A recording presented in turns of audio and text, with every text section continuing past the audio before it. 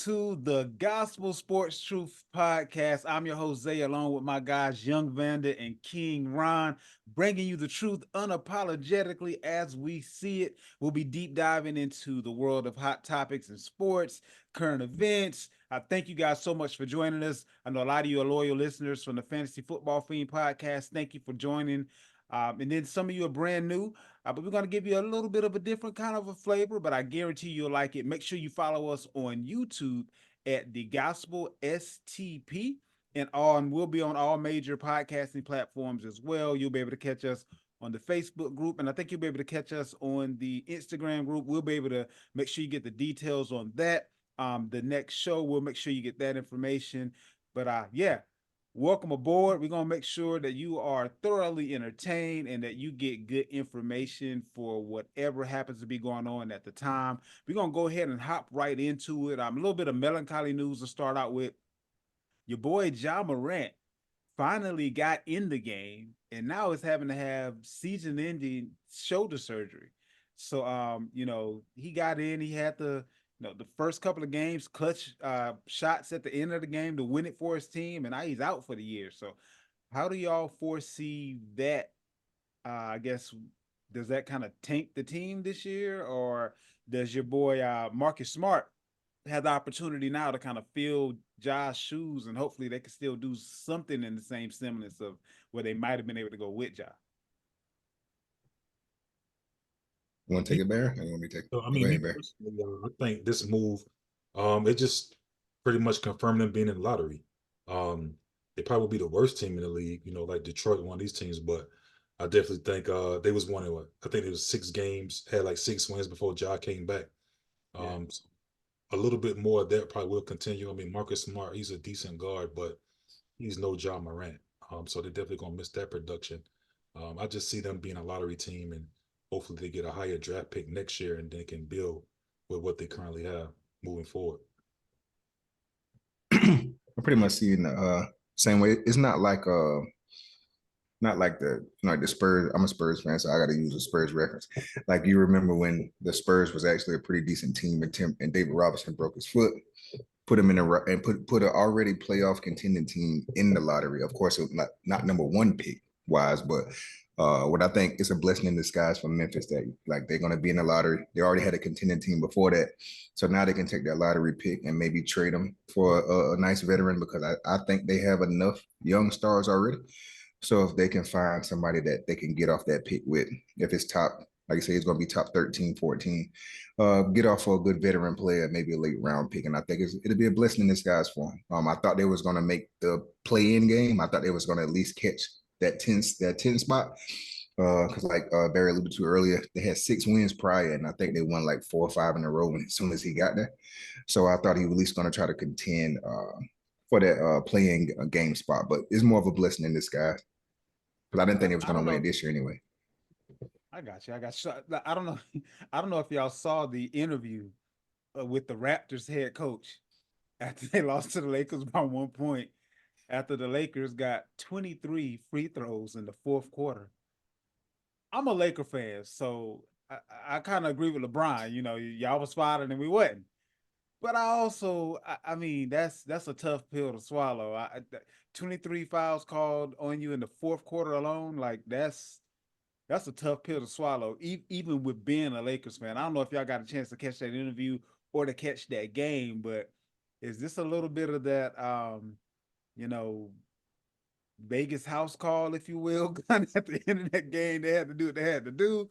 Or did you really feel like, they were fouling that much and the Lakers weren't fouling at all and the coach was kind of off kilter with his comments?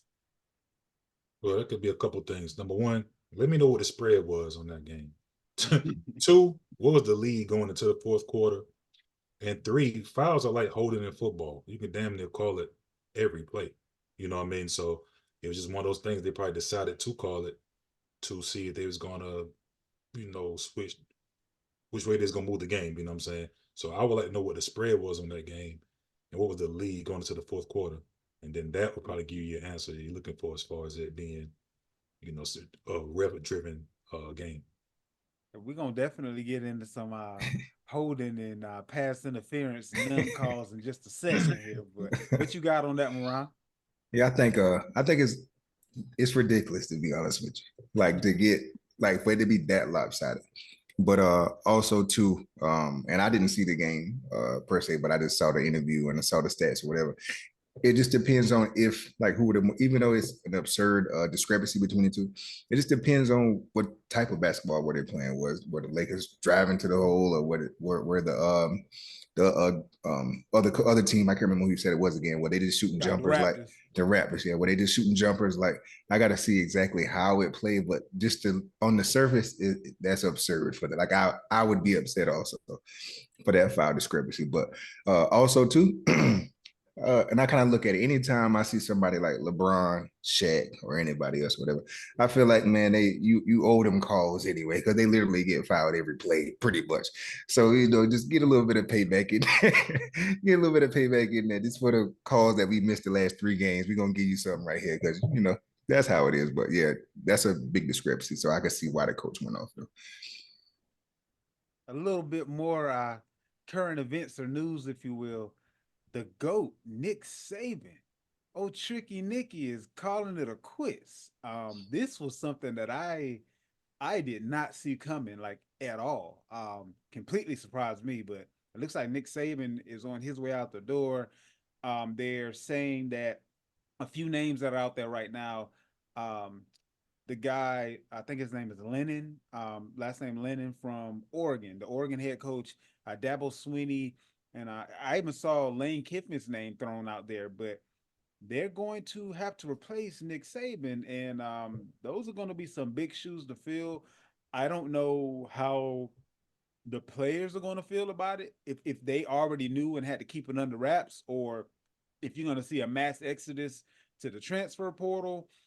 You already had Shadur Sanders already put his bid in. Hey, Bama players come holler at us.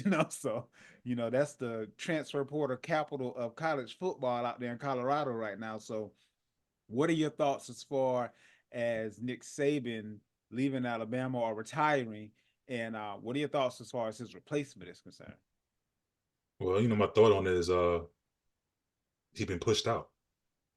It's this new NIL wave, this new wave. He can't hang. You know what I'm saying? He can't hang. I think he experienced that this past year. Even though they had a decent season, I think he's seeing where this thing is heading. Um, I don't think the players know, because I mean we just had a 5-star recruit, wide receiver who just decommitted. So in the next True. couple of in the next couple of days, you're probably going to see a lot of guys hopping in that portal, and going elsewhere. As far as the coaching search, at first I was thinking, okay, this might be sweet for Dabo, him being an alum, Mm-hmm. him being, that #1 recruit in Alabama at one point in time, but his buyout is kind of crazy. And there's actually some verbiage in there where if Alabama was to come, it would exercise like whatever the buyout is, like that and a half. So if Mm. Alabama was, yeah, so Wow. they kind of knew this could possibly be happening. Somebody knew. Yeah. So his buyout is like 60 million. So basically, if he goes to Alabama, it's 90 million. So I don't know if Alabama gonna play that healthy price tag in order to get like a Dabo Sweeney. He seemed like the sweeter pick, but like you say, Lane Kiffin.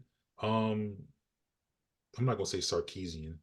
Some of these guys that's already been in Alabama. Maybe even we see what's the OC at the Patriots. Bill Oh, O'Brien. Bill O'Brien. Yeah. Bill Yeah. O'Brien was there at one point. I mean, So Shark is doing his thing with Texas, so I mean, and it's more money out there in Texas, and with the NIL situation going on, that might actually be the better spot to accumulate talent. And they're going, Texas is going to the SEC, so perfect storm for Sark actually. But yeah, what I you got don't. on that one, Ron? Oh, I go ahead. I'm think sorry. I think we just see the fall of Alabama. I think this is it. I think we're gonna start seeing that. Because they haven't changed with the times. Well, they was the only one doing it. Well, they was one of the only ones NIL when everybody wasn't. So not Yeah. everybody is. Well, that's Guys true are too. pop. You know That what I was mean? true too. Everybody done caught up with him.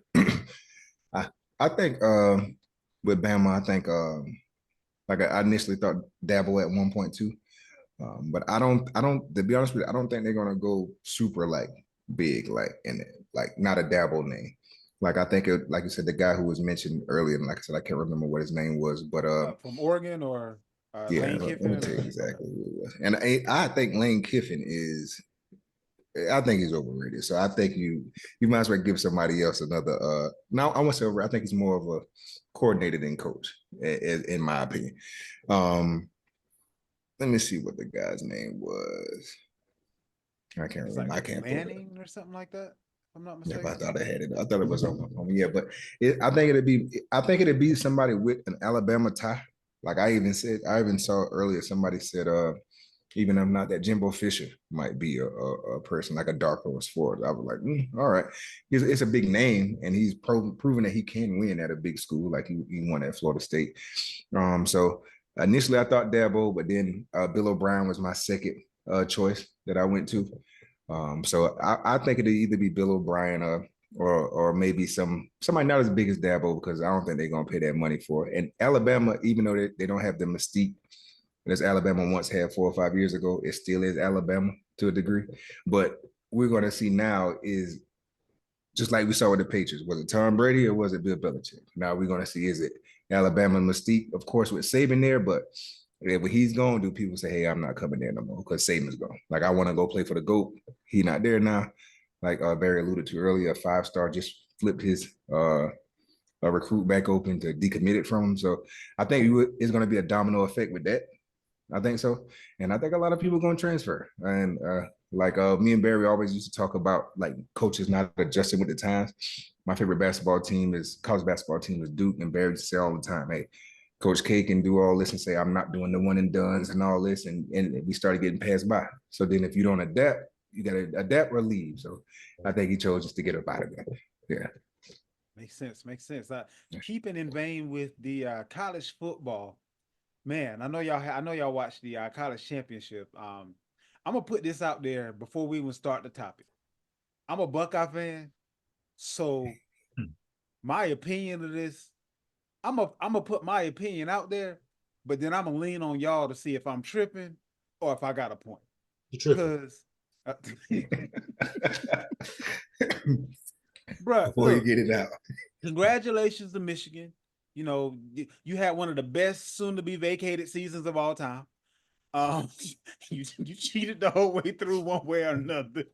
But how is it that, I mean, you literally on every deep ball, you can see the other team's pads because you put in their jersey so hard.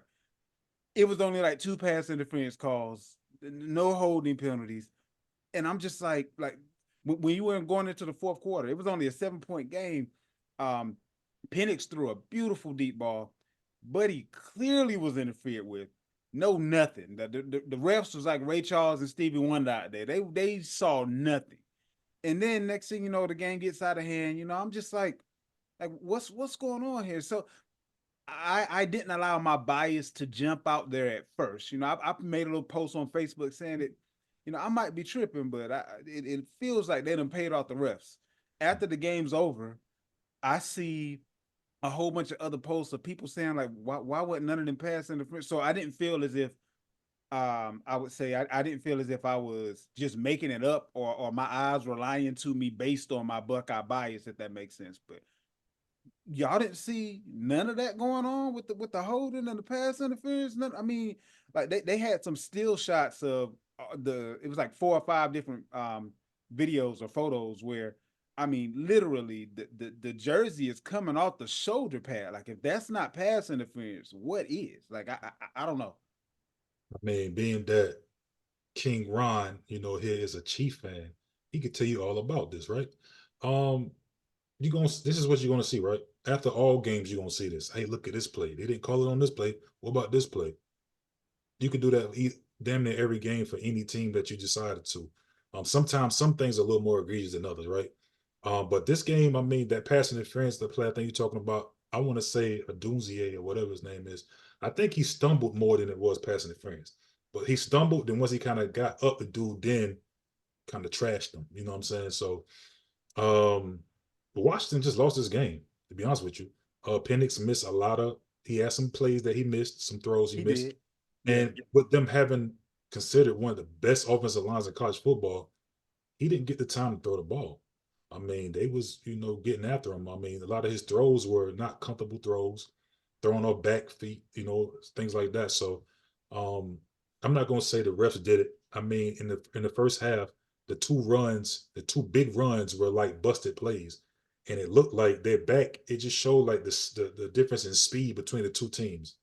I mean, those wasn't like crazy runs, but like once he seen a hole, he just They're gone. took off from Mhm. everybody. So I Yeah. think it's a level of talent, in all honesty. And we see this a lot of times, mostly in college championship games, where when it's SEC versus one of these other type of schools, and then it's just like they just get trashed. And Harbaugh tends to build his teams more SEC like, far as getting Trenches. Yeah. lines right. Yeah. So whoever control the line of scrimmage is going to win the game, and that's what Michigan did. This game. So I wouldn't really want to put on the refs. I just think they just was the more talented team. Okay, so And I Vanda think didn't see what I saw. Ron, you didn't see none of that? I mean, am I just completely true? You didn't see none of that? it was some missed calls in that game. I think if they did make those calls, I still think Michigan still win the game. I know one call that sticks out to me was when Penix hit the guy a deep ball on the side. They called the holding penalty on the offensive tackle. The one he Right. kind of like Yeah. just. I didn't think he held him there, so that kind of killed their traction. But all week leading into that game, they were saying Washington got one of the best offensive lines in football, of course, made by their personnel. But I always thought that I said, hey, Washington has a good offensive line, but I watched Michigan D line like destroy Alabama's offensive line. So I feel like if you would pick up that same Washington team and say just drop them in Mississippi State, they would still have a decent offensive line, but I don't think they would be touted as one of the best in the country because of who they're going against. I was surprised when I heard a Washington team had because you very rarely see a Washington team say, "Oh, one of the best O lines in the country." Like, Right. Pac-10 and stuff was built off speed and all this other stuff. So I was like, it may be nice, but Michigan, like Barry alluded to earlier, like kind of built like an SEC team. So their D line was getting after it. Penix, I was kind of rooting for him a little bit just because I'm a semi homer. He's from Tampa, so I was like, hey, it would be cool if somebody from Tampa wins, being that I live here now. But yeah, I just thought it was a talent thing. I didn't think they could match up with him. I predicted the score to be double digits. I said 10. So I didn't think it was going to be close. Maybe it'd be a hit or miss there. Like you said, it was close, like in the fourth quarter. But the most deflating way to lose a football game is getting gashed by the running game and whatever. You can get beat by 1,000 bombs, but when a team running the ball and you can't stop it, that's the worst way to like deflate your team and everything. So I just think the offensive line kind of won that game for the Buck. I meant for the Wolverine. Respect. Now, Washington is going to be in the. We got to change from the Big Ten to something else. It's going to be like 22 teams in the Big Ten, like starting next year. So something got Yeah. to give. But it's a gang of teams that's going to be. Washington's moving over there. Oregon's moving over there. USC's moving over. So it feels like it's going to be like a Power Two conference when we have the switch over to the 12 team playoff, which for me, this year should have been that year when because there were several teams that I feel like could have showed up a little bit better than even some of the teams that got in, or at least deserved the opportunity to lose. Frankly, but yeah, next year it'll be quite a bit going on when you're looking at 12. Then I'm pretty sure we'll be arguing about teams 13 and 14, but it'll be what it is. We got moving on over to the NFL. We got 7 teams, 7 of them that need a head coach. One just became head coach needy as of today. Pete Carroll was he stepped down, but he was forced to step down from what I've been reading. And it's interesting because it feels like there's almost like a changing of the guard going on. And the only person that didn't get the memo was Bill Belichick. So we're gonna see how that goes. I think the NFL wants him to get those 15 additional wins so he can go ahead and be the most winningest coach of all time. Respect to Bill Belichick, respect to what he did with and for the Patriots. Um, I think it's time for him to go ahead and move on down the road, have a few wins with the team, so that way we don't end up he doesn't end up leaving the NFL with leaving a sour taste in everyone's mouth of it was all Brady and none of him. If he can take a team like let's say the Chargers, which would be my preferred spot for him to go to, a team that has talent but doesn't have discipline, and if he can turn them around, even though they have talent, you would have to say that his ingredient, if you will, is what kind of put that meal together. But you got Las Vegas Raiders. Right now, we don't know if Antonio Pierce is going to end up being their head coach. Um, I read something today where John Harbaugh was saying that, is it John or Jim? I always get them mixed up.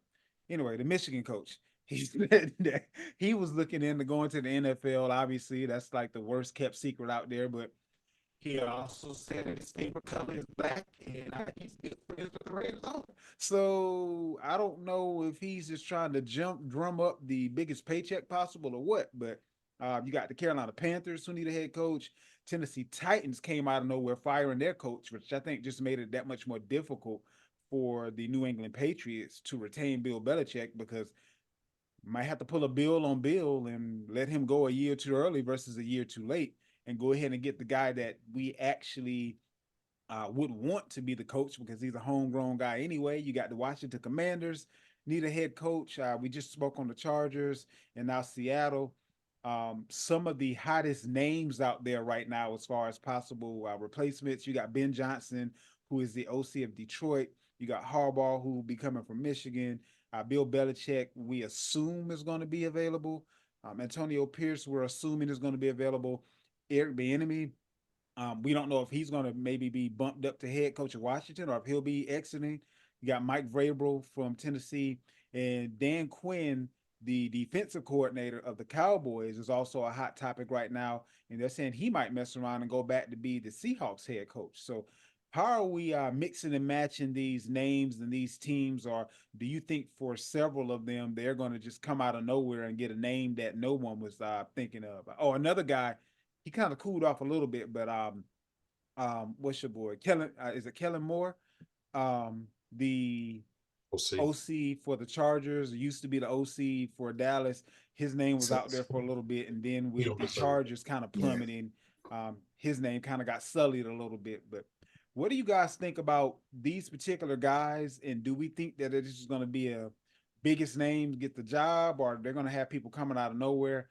I don't know if this was actually true or not, but I even heard something about Sharkeeson, excuse me, not Shark, Kirby Smart sending his agent to holler at Arthur Blanks about the Falcons job. I don't know if that's true or not, but that rumor was out there. So, what are we feeling about these different teams and the best matches as far as their new head coaches may be? Um, I mean, a whole lot of things are possible. We spoke on a lot of different guys. I definitely can see what's the D coordinator for the Cowboys? Dan Quinn. Dan Quinn, I yeah. could definitely see him going back to Seattle. I think the Patriots are gonna stay put. It's You hard to think get. so? Yeah, I mean, because the difference between him, Carroll, and all those other circle, he's a champion. He's earned the right. You know what I'm saying? I think he earned the right to walk away when he's ready.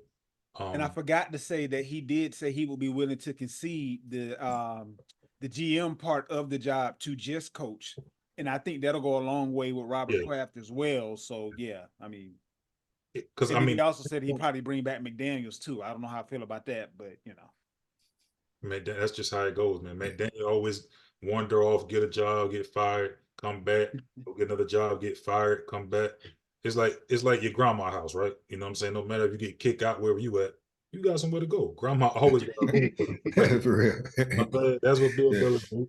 Oh, you always got a room here. You know what I'm saying? No matter what you go through, you get a divorce, grandma still got that place in the back. So I think with Pierce, I think that's just an interim thing. I definitely could see Pierce going to be a D coordinator. Maybe okay. he back at his house, right? Back to New York Giants. They just got rid of their D coordinator. That was out there.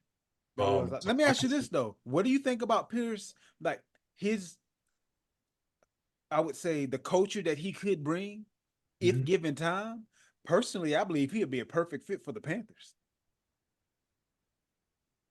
I, I think with Bryce Young, you need an offensive minded coach. Yeah, I agree. I think so. I mean, they just got rid of Wilkes, who's a Yeah. defensive guy. And I think Wilkes would have been fine there as well. And then you have an OC that's a quarterback minded person that can actually just work with him instead of having to have the pulse of the entire team. Mhm. I think it will work out better for Bryce if the head coach isn't also the offensive guy, because then the head coach has many hats that he has to wear. If Makes you sense. have a guy that is just focusing on Bryce, I think he'll come along a lot faster. And I would rather that guy be the offensive mind. Like I would love to see Antonio Pierce and Eric Bieniemy come together and Carolina turn the team around, which then you can't deny with Eric Bieniemy turning Washington's offense around, even though they ended up not being a very good team. His subpar quarterback ended up having, one of the, I think he's still ended the season top 5 with passing yards. If you can go and bring that to Carolina with that defensive minded coach and that offensive minded coach and the level of accountability that both of them bring, you turn that team around. I think then Eric Bieniemy could kind of have his pick of whoever gets let go, that following year. But what do you think about that type of a setup? I think Eric Bieniemy. I think he, to me, hit my dream scenario with him going to the Falcons. They Okay, got rid of as Ron a head Rivera, coach or OC? a head coach.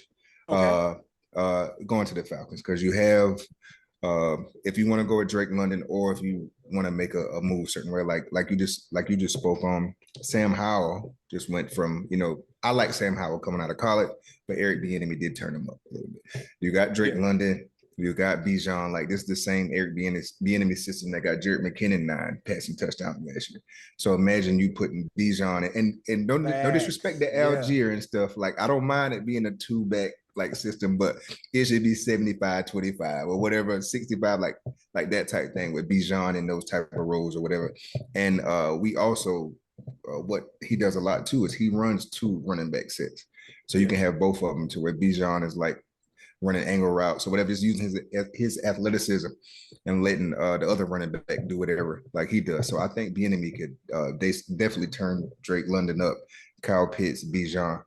And to be completely honest with you, with the Antonio Pierce thing, I think the Raiders will be making a huge mistake if they don't hire this guy as coach. I do too. Um, Even though I may think he's not like he has a lot to learn as a head coach, like me watching us play the Raiders over the past like couple years, I'm like, man, we gonna smack them. Like they soft, they gone, but watching their toughness and like kind of like taking the persona of them and how Max Crosby and everybody was like, hey, he deserved to be the coach. Even if you bring in Jim Harbaugh or some John Harbaugh, like I said, I can't remember which one it is, either one of the Me, Harbaugh brothers.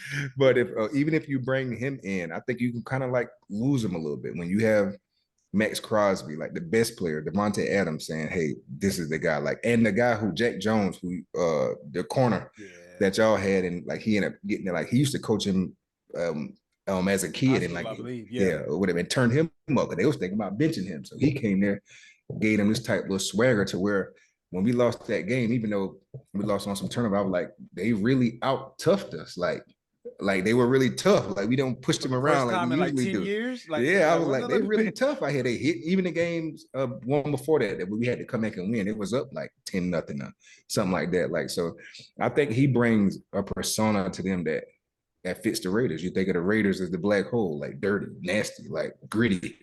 I think he brings that, and I think they'll be making a mistake if they don't. And one thing you're gonna hate though, and I hate to tell you this, I don't think Bill Belichick going nowhere either. Once he But says, I "Hey, don't I'm gonna mind give it though. I up," don't. I mean, Bill Belichick, the coach. Okay, this is the comparison that I would give. He sucks at grocery shopping, but he can cook up a meal. Like Bill Belichick, the coach, like we still had one of the best defenses in the league. yeah, yeah, for sure. What we didn't have was a good enough OC, and we didn't have. Well, we don't have right now the overall amount of talent that we kind of should have. We don't have what should be in the pantry, if that makes sense. So if we get a real GM with the amount of money that we're gonna have available to us in the offseason and where we're drafted, and with the ability for Bill Belichick to be able to coach, I mean, if Mac Jones is as bad as he looks now, well, maybe bringing in McDaniels isn't such a bad thing because he had him, winning 8 games and being he was a substitute Pro Bowler, but still, he had him on that level. So, Yep. Maybe it's not as maybe the sky wouldn't be falling if we had just a little bit more talent in the room versus not having any wide receivers. We were decent with running back, not knowing how to use the tight ends because we had those are our two best pass catchers. We didn't use Mike Gesicki almost at all. Yeah, he did. So I think that those changes could actually benefit quite a bit. Listen, let me help you real quick, man. Where have the Chicago Bulls been since Mike left?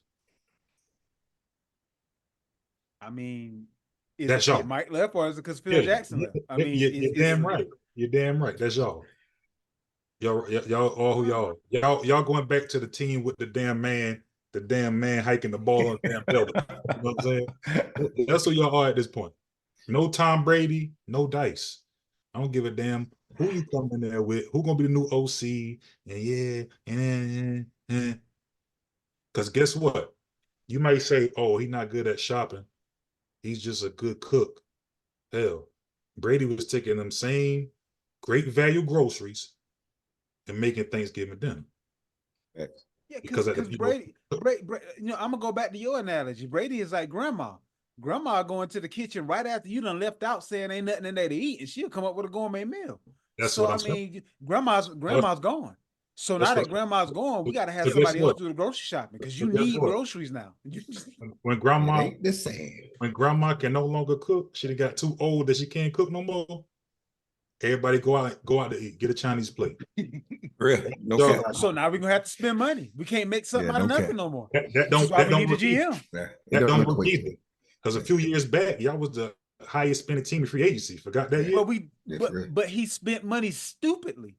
We made Nelson Aguilar one of the highest paid wide receivers in the league.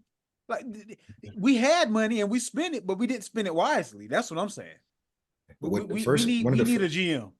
One of the first mistakes you made was saying that that if you get McDaniels back, maybe the sky's falling. No, you need to take Mac Jones, Ben Zappi, and tie them to a rocket and shoot them out of space. Like you have zero quarterback. I feel you on that. I'm actually hoping we get Russ. I'll take Russ. No, see, don't do that either. See, now you in a position. You got a third or fourth pick or something like that. What pick? Give me Russ and a rookie. Because I don't want to depend on another rookie this year either. Give me Russ and a rookie. I think with the rookies that they got coming out, like to be honest with you, I think you're gonna have like an Avenger like type thing. If this makes sense. Like I think Bill Belichick is gonna be the coach. OC maybe Bill O'Brien or something. And I really think Mike Vrabel gonna be like even a lot of people say no, he's not gonna take a DC or none of them jobs. But the reason why I say this because I don't think he just left a place to where he had a subpar quarterback, right? So I think what he's gonna do if the Chargers hire, say Harbaugh or one of those jobs where the quarterback is like already set, I don't think he's gonna jump right back out there. I think he may let me do the DC thing.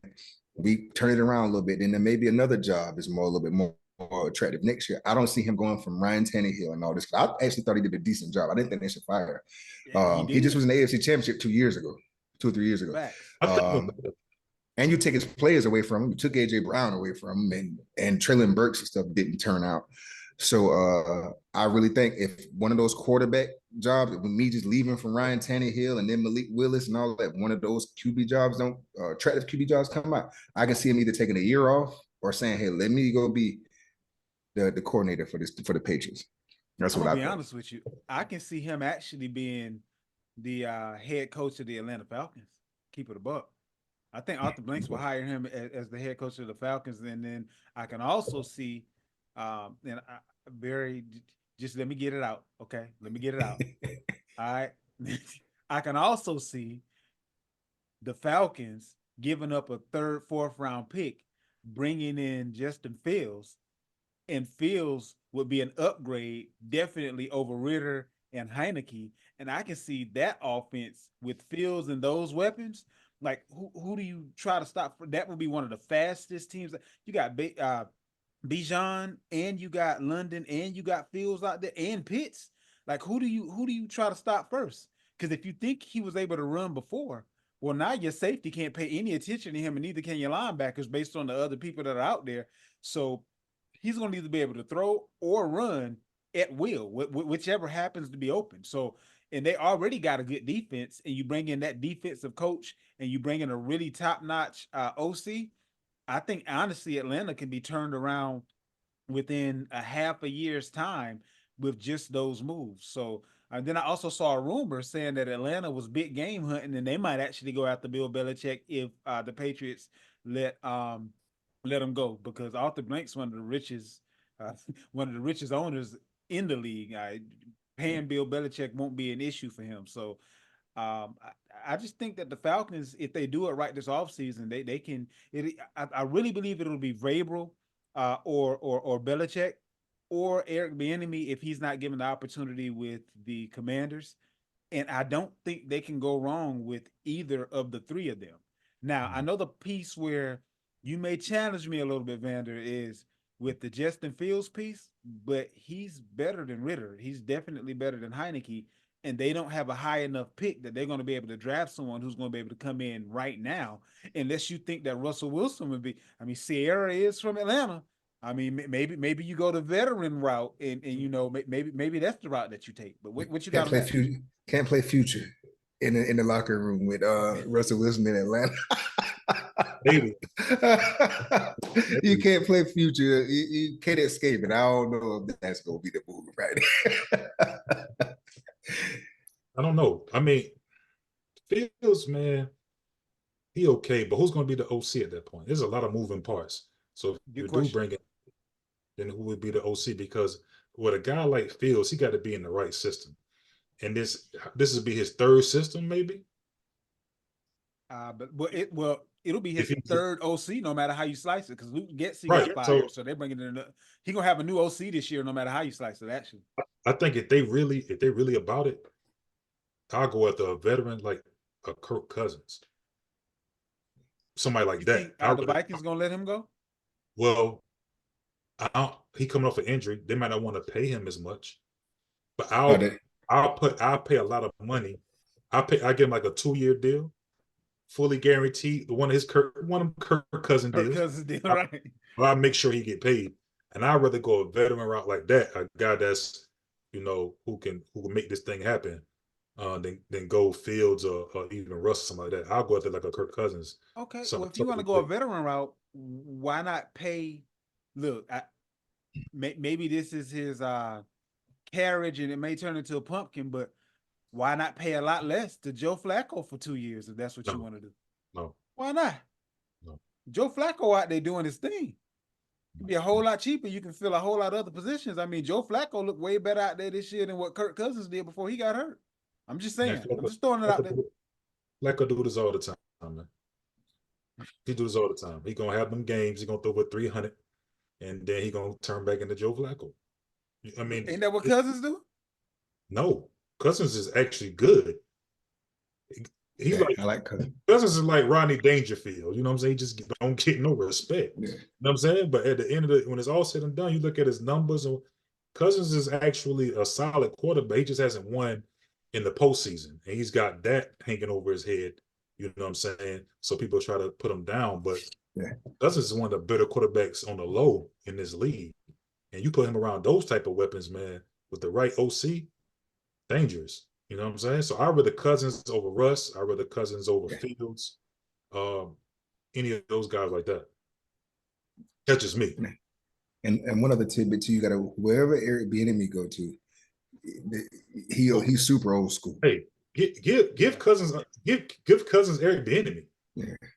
Yeah, facts. Yeah, that'd be tough. And then that also fits into how old school Bieniemy is. You gotta be able to take him. You know what I'm saying? Like if you soft hearted, you're not gonna get along with Eric Bieniemy. He's super old school, and that's part of the reasons why we dropping a lot of passes this year. We don't got nobody in that locker room to hold nobody accountable. That's what Bieniemy do to people. Yep. Like he gonna make sure you don't care who you are, you got to be held accountable. So yeah, facts. He good cop, bad cop with Andy. We just got good cop right now. Imagine the enemy in Atlanta with a Cousins. Yeah. That's tough. And then you talking about as the head coach or as the OC? both. Or either. Okay, gotcha. Because I want to see a black coach down there for the culture of Atlanta. You know what I'm saying? Let him call the plays, let him be the head coach, and then hell, if Vrabel don't get a job, bring in Vrabel to run the defense. And it's a winnable division because the person who won the division this year, like 9 games or something like that, or whatever. Yeah. So and you can win that. The easiest division to win at this point. Yeah. Now this next one up, y'all. I don't know how I feel about it one way or another. I could play devil's advocate either way, but Mike Tomlin put it out that he might walk away from Pittsburgh after the playoffs. I don't know if this is he feels slightly disrespected. I get so my thing with Tomlin is this, right? And I can see both sides of it. Basically saying that you've been 500 or better ain't good enough for me. Like I understand the thought process behind it. You know, he's never had a losing season. Okay, but how many playoff games have you won since your Super Bowl way back when? Like you got some dogs on your team right now, like TJ Watt and them boys that have never won a playoff game. And I think he's almost loyal to a fault.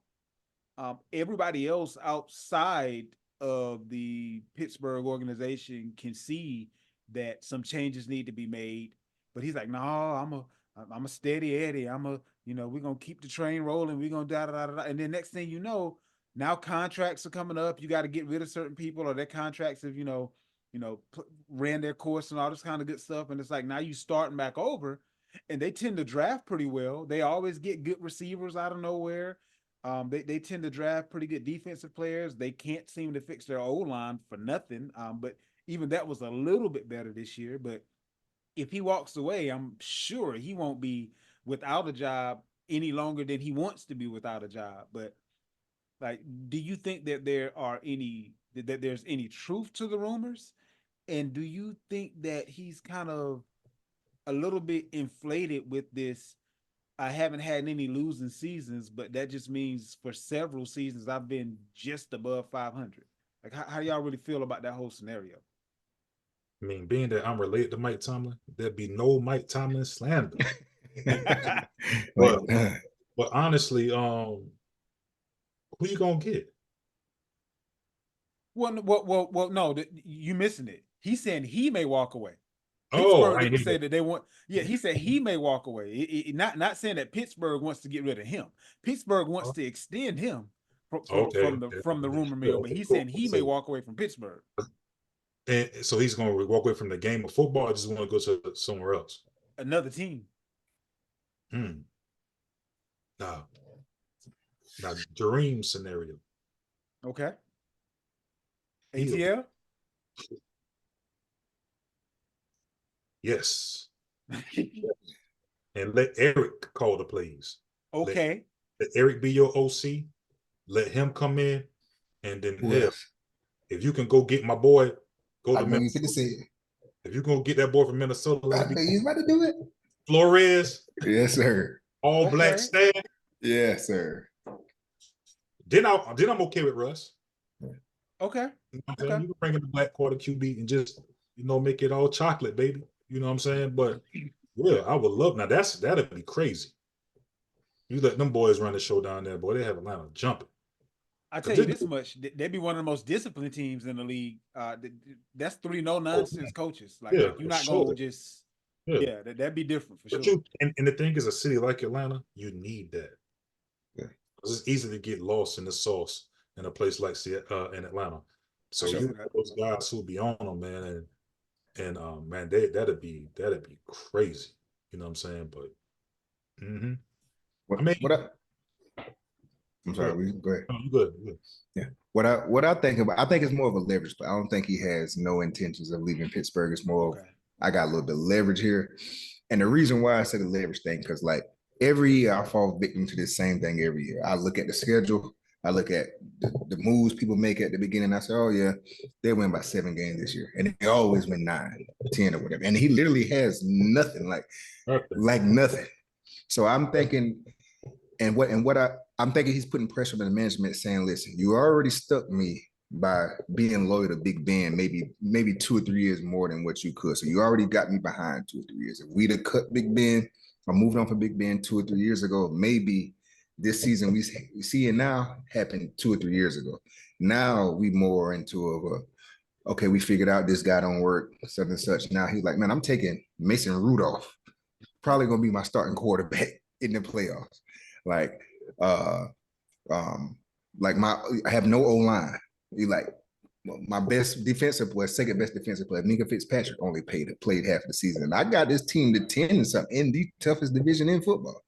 You know, like if so, he was like maybe 11. Hey, I'm about to dip because y'all playing with me. You already put me back 2 or 3 years with Big Ben because you loyal to a fault. Either y'all got to spend some money or whatever. Because I think that's more of a hey, well, you say you want to leave. Like, what's gonna get you to stay? Like, what do you want?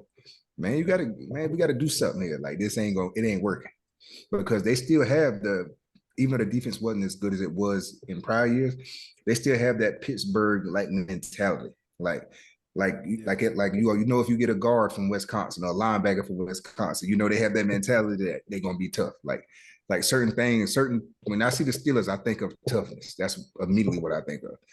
So and they still kind of pretty much have that. I think it's more of a leverage play to saying, hey man, you want me to cook you a 5-star meal, but you're giving me Dollar Tree ingredients, and I'm making it work, but like I can't do what I need to do until you give me these things. I can see it. Now you got let me ask y'all this. Buffalo, do you think depending on how far they go in the playoffs that McDermott's job could possibly be in peril?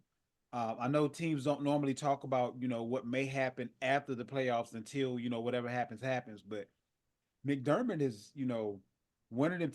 If you switched out McDermott and Tomlin and put them in the other places, I think Tomlin would have had another Super Bowl by now, and McDermott would have already been fired if you kind of switched out the coaches. So I don't know that his job is safe if they don't win at least. I think they got to minimally make it to the AFC Championship game, and then if they don't win it, they have to be pretty doggone close to winning it. Or it has to be like come down to the last couple of plays or something. But how do y'all feel about McDermott there in Buffalo? The only way I see him getting fired is if they lose this weekend. If they win this weekend, being they coming off a division title, and you gotta, I watch how things play out, right? Like they played us 2 years ago and lost in 13 seconds. You know, after we went down and scored in 13 seconds, the more of the blame went to Leslie Frazier more than went to Sean McDermott.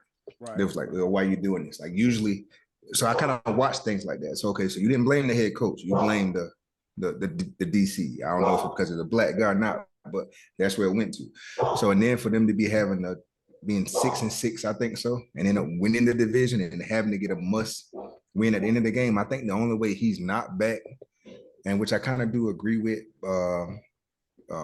because they haven't ever won a Super Bowl. So it alluded to like Barry too. Like if you get rid of him, who you gonna get? If you don't get a Harbaugh or you don't get Belichick free, like who you gonna go to? Like I'd be talking to Babel right now. Like, look, if we don't win this weekend, please don't say yes to nobody else before I call you. Like hold off real quick before you say, because like y'all was just saying, he want to take a job that got a quarterback, right? So yeah, I mean, sure. That could be the perfect storm right there if they mess around and take a L this weekend or next week. So I mean that Oh, they definitely lose it next weekend. So you ain't got to worry about that. You don't have to worry, but they lose it next weekend. And that's why I said ain't nothing wrong with losing to the defending champ, right? You can't default losing to the defending champ. So he definitely losing next weekend though. But yeah, I think that's the only way he don't come back to lose this weekend. All right. So speaking of the weekend, let's go ahead and get in some predictions. Look at the matchups, and then we'll also look a little bit further ahead in the NBA season to see what our predictions are as far as the NBA is concerned. Looking at who may be able to put out all the stops there, but Super Wildcard weekend, We got Cleveland going up against Houston, Miami going up against Kansas City. Um, what do y'all got? Let's start with that Cleveland versus Houston game. That'll be on NBC at 4:30 on Saturday. Who's your pick, and how do you think the game's gonna go? Well, these teams just played each other a few weeks ago. Yep, That's when we seen Flacco went nuclear. I think Mari Cooper had that wild crazy game. game. Yeah, Mm. He's banged Uh, up though a little bit. yeah, he is. I think I'm gonna go with Cleveland only because of the defense. I think Houston's playing well too defensively. They're playing a lot better. Um, I think I'm gonna go with Cleveland though. I think because it's a young quarterback. This is his first year, first yeah. play, and he's going against the best defense in the league. I think statistically, Cleveland is.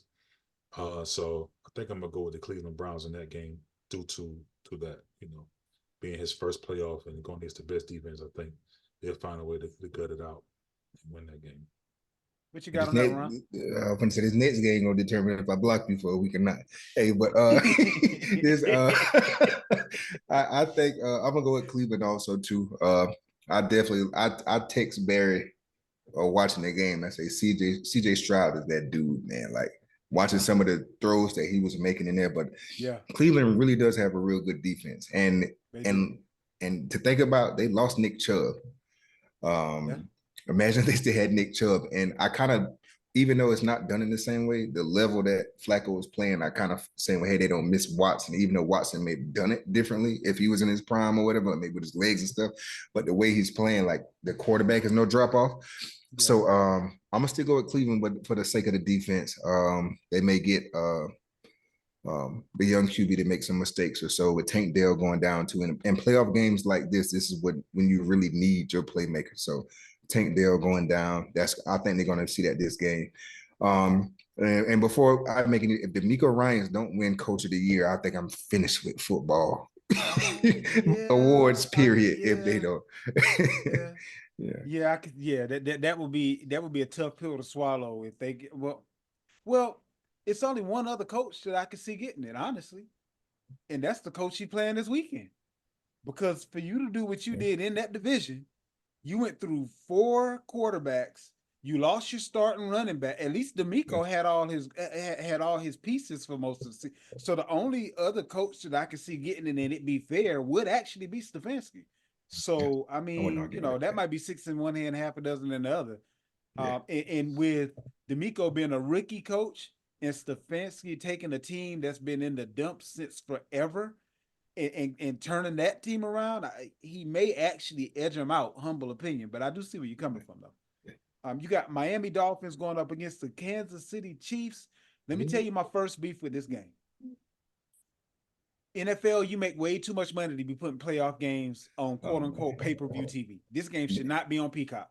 And your I best know player. Peacock don't cost that much, but that's ridiculous. I'm sorry.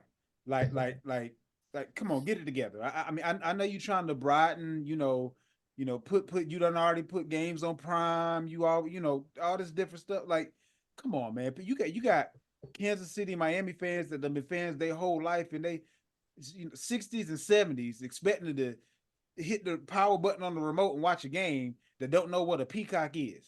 Yeah, Please cut it out, man. Like if you want to do them experiments during the year, okay, cool. But come on, yeah. man. Sure. And with that being said, I got Kansas City in this game. All right, go ahead. I'll rock with you. Go ahead, Barry. You can go. I want to That's go last on this. yeah, that's awful, man. Whole Peacock experiment thing. Man, damn. Um, I don't know. Guess I got a fire stick. I'll find a way to watch it, right? Right, I basically. give you my login. I got her. But I'm gonna go Kansas City because of the location.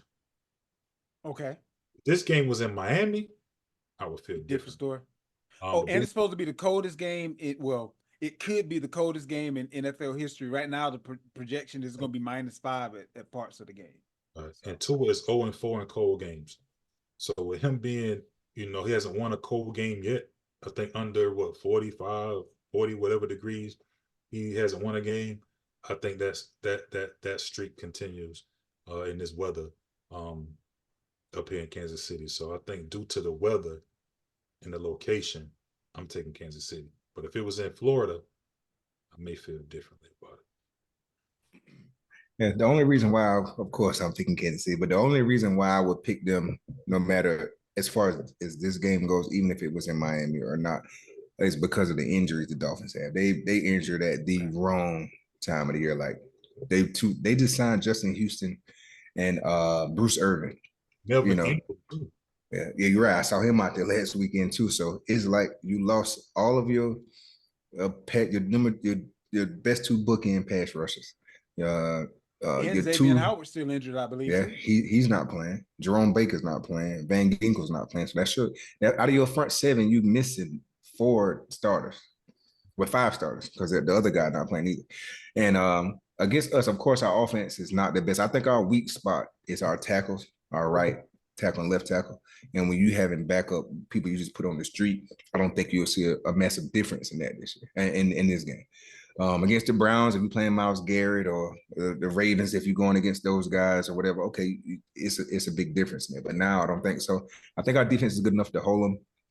I think it's going to be the Isaiah Pacheco game. I think after all of these, because especially in the playoffs, defense and run game is what can get you through the games or whatever. And I think our defense is better than theirs. Second to only, I want to say Baltimore. Points per game given up this year. We only allowed one team to score over 27. Anybody else was 20 and below. So yeah, I think it's the Pacheco game. I think we realize what we are at this point. We know our receivers not catching the ball. I think we need to and that's what we did in the game prior, before the last game that we set up. We ran the ball through play action, got a little bit more explosive play. So I'm gonna go Chiefs on this. And with the weather also too. Got one question: is Taylor Swift gonna be at the game? Man, I want her to stay. She probably is, but I want her to get away from the whole Chiefs being team. said, get me the Miami Dolphins. Hey, I tell you what, the Dolphins win that game, you won't hear from me for about 2 weeks. I'm about to go someplace, man. When she show up, man, give me the Dolphins. Yeah, man. Because Travis Kelce is in. I mean, shell of himself. I can't hold it against Kill. I mean, Buddy, one of the oldest offensive players in the league as a pass catcher. I mean, I think he's like 34, if I'm not mistaken. I mean, like, so he's kind of up there. So I don't know that Swift or no Swift that you wouldn't see kind of the decline, if you will, of Travis Kelce in this moment in time. But I think he got another couple years if he chooses to. But he and his brother were also talking about retiring at the same time, whether that be this year, next year, or whatever. But they were kind of talking about, kicking that around a little bit. Just a couple more matchups. We got Pittsburgh going up against Buffalo. This one is going to be real quick and easy for me. I like Buffalo. They're playing in Buffalo. Buffalo's the better team. A lot of seats are going to be very hot if Buffalo loses, and Pittsburgh got in by the skin of their teeth. So, yeah, they're not the better team. If Tomlin figures out a way to win this game, then I'm changing my pick for coach of the year. Like, no, seriously. Like because he's the first team in NFL history to make it to the playoffs with a negative point differential, like by a lot. Like, I mean, so I mean, I'm not saying Pittsburgh don't have a chance. I will say they don't have a chance if TJ Watt don't go though. And right now they're keeping it close to the vest of whether he's going to go. But I like Buffalo in this game. What y'all got? Man, of course. I mean, you're supposed to take Buffalo in this game, but man, I got a feeling something crazy gonna happen. Oh, Is this family talking? Is this family talking? Or is it... No. This is like what Vegas is saying. This is probably gonna be one 80% games. You know what I mean? I'm pretty sure Vegas is going to probably be 80% Buffalo, or probably more than that.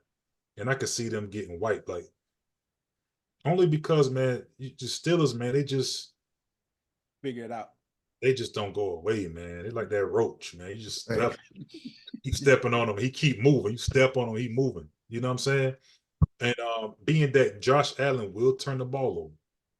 You know what I'm saying? True. That's one key thing. He will turn that thing over. So if TJ Watt plays, I think I like Steelers a lot more. If he doesn't play, because they need to get to him. You can't let him sit back there. We haven't seen Diggs playing that well as of late as well. So this True. offense isn't as explosive as you think. It's been Josh Allen or nothing. You know what I'm saying? We've seen Cook play a little bit better when they changed OCs, but he's kind of came back down to earth a little bit.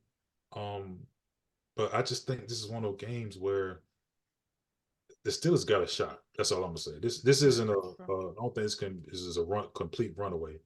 I just think the Buffalo Bills haven't been the Bills of old. So to look at this game and think that, oh, let's move on to next week. No, I think this is a trap game. Okay. And to be completely honest with you, just to piggyback off that, if TJ Watt wasn't injured, I think I was going to pick the Steelers in this game. Like, because the way Josh Allen, when you pressure him, they put up a stat on ESPN of when he's under pressure, like he has like a 52% completion percentage at quarterback rating or something, and like lead the leagues in turnovers when he's under pressure. So I'm like, oh, that's crazy. So if TJ Watt, being the guy who leads the league in sacks, like can wreak havoc to make him get rid of the ball, I think I'd have picked them. But being that even if he does go, I don't think he's going to be healthy. I'm gonna go with Buffalo on this, but like it's gonna be close to me still. Like I said, if TJ Watt was playing, I probably would have picked Buffalo to win the game outright. All right, we just got a couple of more matchups to run through right quick. We got Dallas Cowboys going up against Green Bay. I'm gonna roll with Dallas on this one. I think that they are going to. I think they're gonna handle Green Bay pretty easily. Another one of those quarterbacks that's having his first taste of the playoffs, kind of like he was saying with our CJ Stroud. And I believe that Dallas is hungry. There's a lot of players that won't get that check, and I don't know that the head coach is safe, depending upon what happens in this game. Dan Quinn might end up staying right there in Dallas because McCarthy might be out the door. Who knows? But I see Dallas winning this week on that one. Which I got on this matchup. No, I'm taking Dallas this game. I mean, they're just a better team. They're playing pretty good right now. Dallas y'all finally gonna get y'all a playoff win. Yay. I just hope they don't win the Super Bowl. If they win the Super Bowl, I mean, Dallas fans never shut up now. So if they get to the Super Bowl, I tell you I don't what. want to have to deal with it. Honestly, this is the best opportunity for them to at least get an NFC Championship, being that the side that they're on the playoff, they have a easier path to get it. Definitely. If that makes sense. But I think I'm taking them this game. Should be pretty easily though. I think it'll start off pretty decent. I think Jordan Love has grown on me a lot watching him play. When he own. When he because like if you watch him throw, you'd be like, that's some kind of like Aaron Rodgers type thing. Like you can kind of tell he was like watching him or picked up some things from him. Yeah, but I think their defense isn't good enough. CeeDee Lamb is playing out of his mind this year. So and actually, I've scrutinized Dak a lot in the big games, but this ain't the game that way I think he's gonna fold. 49ers game when they reach the 49ers, like Barry alluded to earlier. Now that the 49ers probably will play the Eagles before like the Cowboys have, like so they don't have to get through like two powerhouses. But yeah, when you get to the 49ers, you probably score 10, 13 points. But outside of that, yeah, I'm picking Dallas kind of easy on this. Detroit versus the Los Angeles Rams. I believe that Detroit will finally win a playoff game in their new stadium. It will be the first playoff game that they've won in quite a few years. It's the first time getting to the playoff in quite a few years, actually. But I believe that the Lions are going to figure it out. They are definitely going to have to stop Kyron Williams. Puka is a beast. Kupp is a beast. But I think they have the pieces, and then being at home be a little bit more comfortable for them. But I like the Lions in this one. I'm a roll with Detroit. Man, talking about this is crazy, right? Two quarterbacks playing against former teams. Right. Yeah. This is a tricky game, because Dan Campbell don't know Stafford, but McVay know golf. This is true. It seemed like Detroit will win this game, but I got a feeling the Rams are gonna beat these boys, man. But this will be the one matchup that goes the opposite way of the way everybody thought it was gonna go. Because it's always one of them on Wildcard weekend. Yeah. Detroit's one of those teams. They're talented, but they play with a lot of will. You know what I'm saying? They coach, put a lot into them. They play with a lot of that moxie. But Stafford's been playing well lately, man. To be honest with you, Yeah. we, before the season started, people were thinking that Stafford may be done, right? Yeah, Being he had behind the that scenes. back injury. That was the main thing Right. with So, him. you know what I'm saying? But he's playing well as a late. I do like Detroit team. They're more well. You got Gibbs, but Kyron Williams is playing lights out too. Yes. So if Detroit can't stop the run, this which they are good against the run, but this can get interesting. So that being said, I'm taking the Rams in upset. Matthew Stafford, 296, 3 tugs, a pick.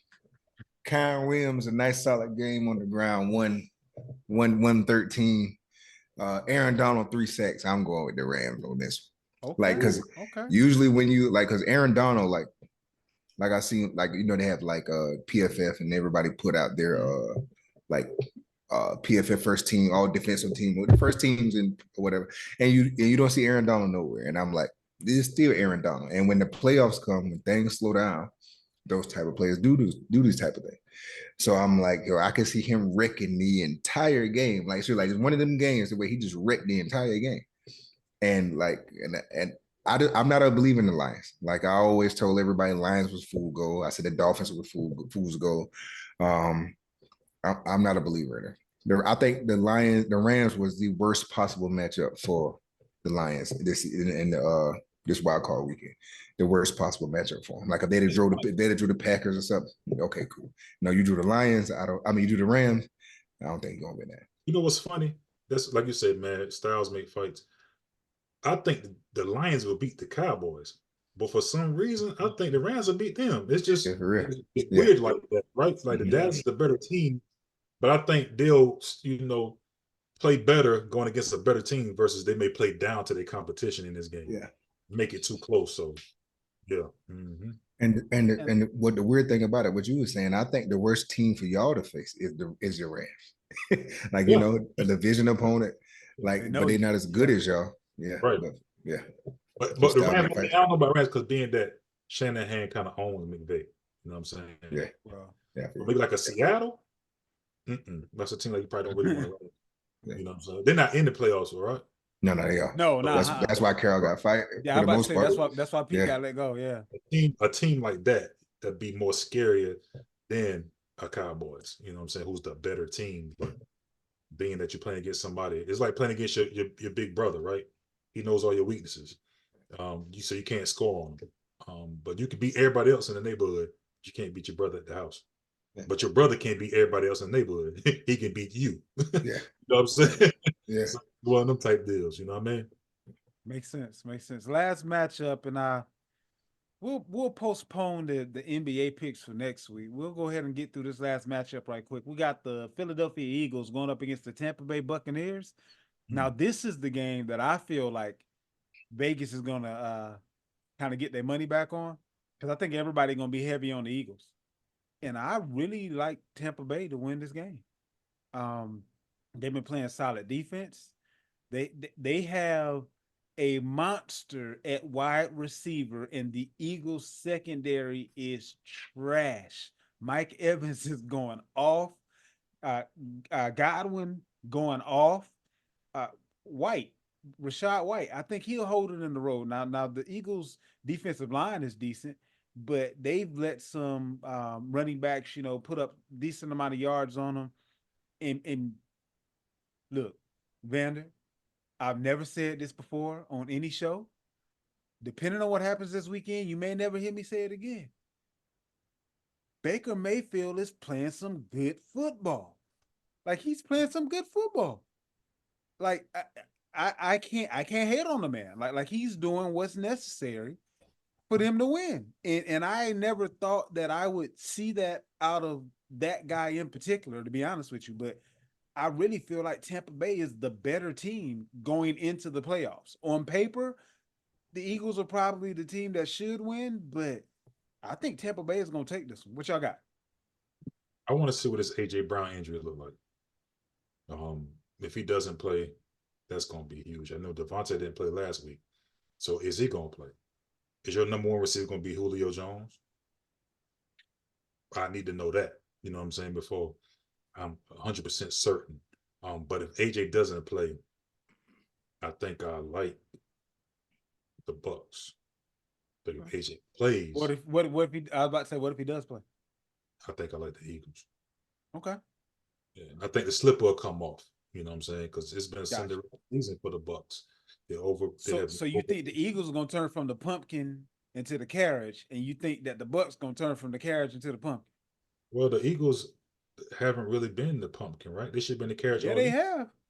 They've been they started the season like 10-1, right? No, I ain't talking about starting off the season. I'm talking about ending the season. They done lost like 5 out of their last 6 games or something like that. But they still the defending NFC champs, and the most of the roster is pretty much still assembled. Not the defense. They quarterback, I think, has been banged up, playing banged up all year. Secretly. Yeah, true. But still, I mean, they're the team to beat. And out of these two, and especially in NFC, they should have been the team to beat coming into this year because they didn't lose a lot. They added more pieces than lose. They lost a few guys, but they added a lot more too. Yeah. But when you can make the Giants look good, my faith in you is gone. Like I'm sorry. But the Bucks don't really have an explosive team. To get, I think the Eagles are one of those teams. It's been harder for them to play from behind by a lot of points and catch up. Okay. It's just a lack of efficiency from the passing. But if it's a close game, I'm gonna take the guys that can get that 1 yard very easily over the Buccaneers. I think they've just been riding the wave all year. It's just been a Cinderella season for Baker Mayfield. So for that reason, I'm still taking the Eagles. Go ahead and round this out, Ron. I'm a firm believer. I gotta see it to believe it. I don't have the most faith in Baker Mayfield. I gotta see it in the playoffs. I gotta see it. He's been playing well. I really think the Eagles gonna give it to him, to be honest with you. Even though they've been playing bad, they started off 10-1. A lot of that may come through sometimes going through the motion, not necessarily getting bored or whatever, because when you a disciplined team and start playing sloppy football, that's more mentally than anything. That's not more of like, we don't got the personnel or whatever. It's more like a mental type thing. So I think like a lot of times, like I was telling this guy before when we was talking at the gym, same equation with the Eagles. He was like, I work at the warehouse. He was like, I sit there and chill. I work from say 1 to 10. I sit there and chill, but I know I got to have all these pallets up by 10 o'clock. So from 1 to 6, 1, 7, I'm lollygagging a little bit, because I already know when it comes to time, I got to grind and make sure it's up by then. So when it's with the Bucks, like I said, I don't trust Baker Mayfield. I love Mike Evans. He'll probably be in the Chiefs jersey next year. Look out for that. But it's just we'll talk about that in the offseason. Yeah, him and Higgins I'm gonna go to Eagles, and I'm gonna go to Eagles to trash them. I'm gonna be honest with you. I think they're gonna trash them. Okay. Because that's just how much little faith I have in Baker Mayfield. I think the Eagles are gonna trash him. With or without AJ Brown, they gonna trash him.